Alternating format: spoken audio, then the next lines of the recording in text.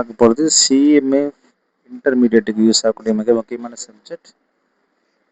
Illustration 19 book தான் பார்க்க போகிறோம். From the following data calculate the value of an equity share of the each of the following 3 companies when dividend ratio is nil, 25, 70 and 70 and 100. சரி, அவங்க என்ன கேட்குறாங்க, Walter மாடலில் நீங்கள் equity ஷேரோட value கண்டுபிடின்னு சொல்கிறாங்க. ஈக்விட்டி ஷேர் வேல்யூ கண்டுபிடிக்கிறதுக்கு Walter formula இந்த கொடுத்துக்கிறாங்க. Value of equity shares dividend plus equity minus dividend R by K by K.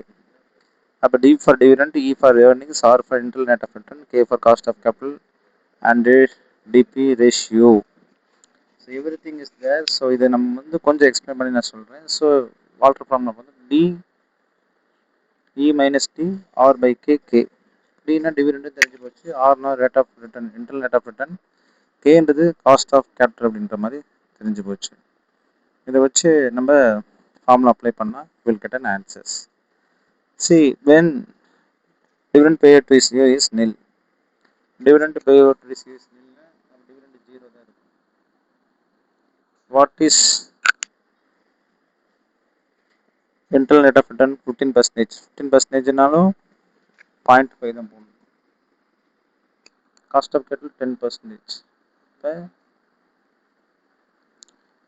10 minus 0, 10ன்றது earnings per shares. earnings per shares கணக்கு கொடுத்துட்டான், லெசன் 10 ரூபா. அப்போ 10 ரூபாவில் பேஅவுட் ரேஷியோ நில் தான், பேஅவுட் ரேஷியோ நில், அப்புறம் கிட்டத்தட்ட 0 தான், டிவைடட் பை 0.10. அப்போ என்ன வரும் answer?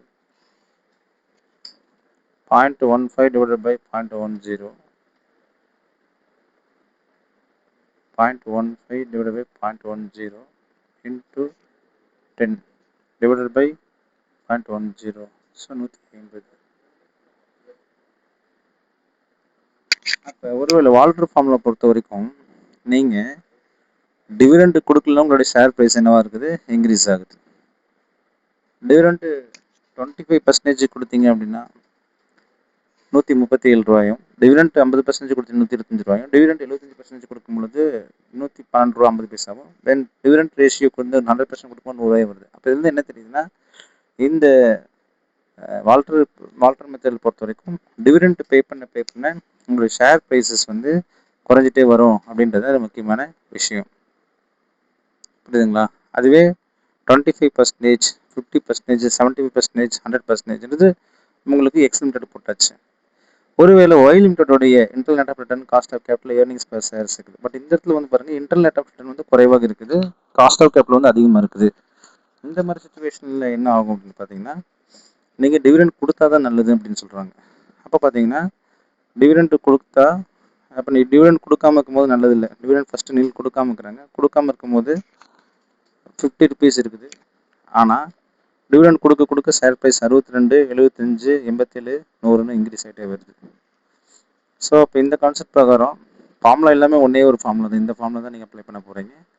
The same formula will be applied, but answer is different. Yes, answer is changing. Listen. So உங்களுக்கு புரிஞ்சுக்கணும்னு நினைக்கிறேன். இல்லை சார், ரெண்டுமே ஒன்றா தான் இருக்குது, அதாவது இன்டர்னல் ரேட் ஆஃப் ரிட்டர்ன் ஒன்றா தான் இருக்குது, காஸ்ட் ஆஃப் கேபிட்டல் ஒன்றா தான் இருக்கும் போது நீங்கள் அந்த ஃபார்முலா சூஸ் பண்ணிங்கன்னா ஆன்சர் எல்லாமே எல்லா வருஷமும் ஒரே மாதிரி தான், 100 தான் ஆன்சர் வரும். ஸோ இது வந்து நம்ம தெரிஞ்சுக்க வேண்டியது என்னென்னு பார்த்தீங்கன்னா, இன்டர்னல் ரேட் ஆஃப் ரிட்டர்ன் அதிகமாக இருக்கும்போது ஃபேம் க்ரோத் ஆகுது, இன்டர்னல் ரிட்டர்ன் குறைவாக இருக்கும்போது ஃபேம் டிக்ளைனிங் ஆகுது. அதாவது internal rate of return plus cost of capital ஈக்குவலாக இருக்கும்போது இதோடைய க்ரோத் இன்க்ரீஸ் ஆகும், டிக்ரீஸ் ஆகுது, நார்மலாக இருக்குது. That's all this come. Thank you.